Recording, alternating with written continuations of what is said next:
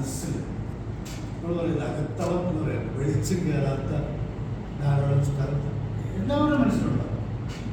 വെളിച്ചം കയറാത്ത ഇരുട്ട് മൂടി കിടക്കുന്ന ഒരു അറ നമ്മുടെ മനസ്സിൻ്റെ അകത്തുണ്ടാവും. വല്ലപ്പോഴും അതിലൊരു വെളിച്ചം വീണാൽ നമ്മൾ സന്തുഷ്ടരാകില്ലേ?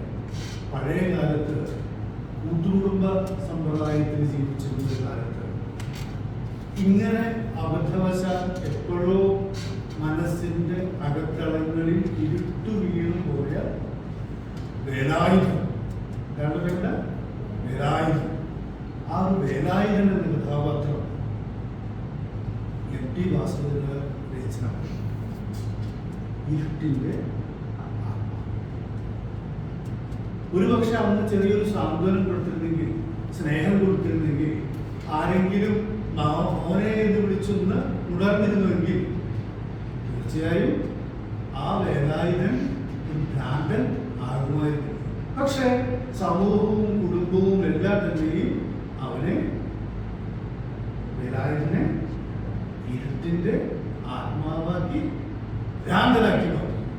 വേലായുധനെ സ്വാഗതം ചെയ്യുന്നു.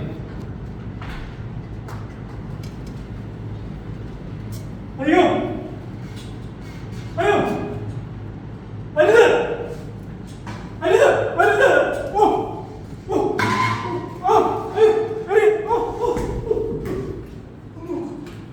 എറിയെന്ന് പറയൂ. വലുത് വലുത് ഓ ഓ ഓ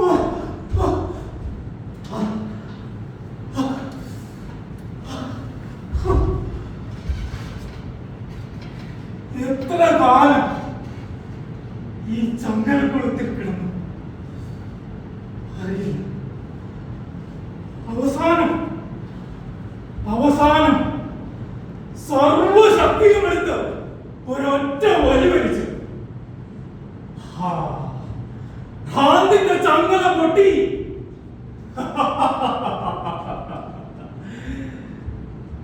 അവർ കഥ പറയാം. അവർ നാളെ വന്ന് നോക്കുമ്പോ ചായപ്പിൽ വേലായുധനെന്ന പട്ടി ചങ്ങലയിൽ കിടക്കുന്നുണ്ടാവില്ല. പക്ഷേ അവർ വരും, എന്റെ പുറകെ അവർ വരും. ഒരു രക്ഷപ്പെടണം, ഒരു രക്ഷപ്പെടണം. പക്ഷേ അവർ വരും, അവർ വരുന്നതിന് മുമ്പ് രക്ഷപ്പെടും. എനിക്ക് ഭ്രാന്തില്ല. കുട്ടിക്ക് തോന്നുന്നുണ്ടോ?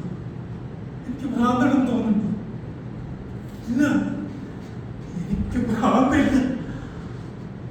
കുട്ടിയുടെ സൂക്കേട് മാറും എന്ന് പറഞ്ഞത് അവളാണ്. കുട്ടി അവൾക്ക് വിശ്വാസമാണ്. അവൾക്ക് മാത്രമേ വിശ്വാസമാവൂ.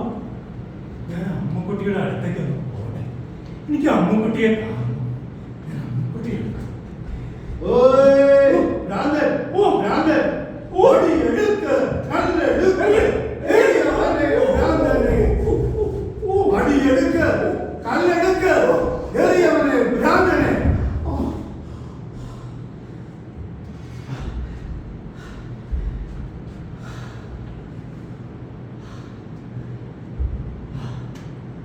അമ്മക്കുട്ടിയുടെ വീടെത്തി.